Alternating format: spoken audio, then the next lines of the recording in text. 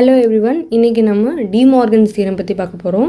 First law பார்த்தோம் அப்படின்னா, the complement of sum is equal to product of complements. அதாவது A plus B எடுக்கா, அதில் complement எடுக்கிறாங்க. இதை தான் காம்ப்ளிமெண்ட் ஆஃப் சம் அப்படின்னு சொல்கிறாங்க. Is equal to A bar dot B bar, அதாவது ப்ராடக்ட் ஆஃப் காம்ப்ளிமெண்ட்ஸ். இது என்னது?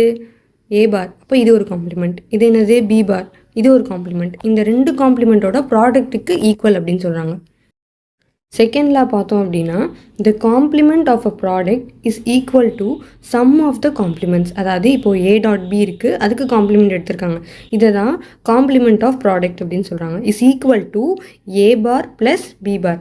ஏ பாரும் பி பாரும் என்னது? காம்ப்ளிமெண்ட்ஸ். அதோட சம்முக்கு ஈக்குவல் அப்படின்னு சொல்கிறாங்க. ஸோ இதை வந்து ப்ரூவ் அப்படின்ற மாதிரி ஒரு பிஒய்க்யூவில் கேட்டிருக்காங்க. நம்ம அதை பற்றி பார்க்கலாம்.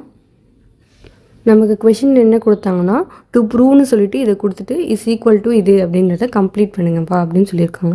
ஸோ ஃபஸ்ட்டு என்ன பண்ண போகிறோம்? லெஃப்ட் ஹேண்ட் சைடு எடுத்து எழுதிக்கிறோம். எழுதிட்டு ஃபஸ்ட்டு நம்ம என்ன படித்தோம்? A plus B the whole bar is equal to A bar dot B bar படித்தோமா? அதை அப்படியே அப்ளை பண்ணிக்கிறோம். ஸோ இது என்னது? இது ஏ, இது பி, இது ரெண்டுக்கும் சேர்த்து ஆட் பண்ணியிருக்காங்க. ஏ ப்ளஸ் பி ஹோல் பார், இந்த பார். ஓகேவா? ஸோ இதை நம்ம என்ன பண்ணிக்கிறோம்? ஏ பார், இது ஏ, இதுக்கு பார், அதே மாதிரி பி பார், பி பார் போட்டு மல்டிப்ளிகேஷனில் போட்டாச்சு.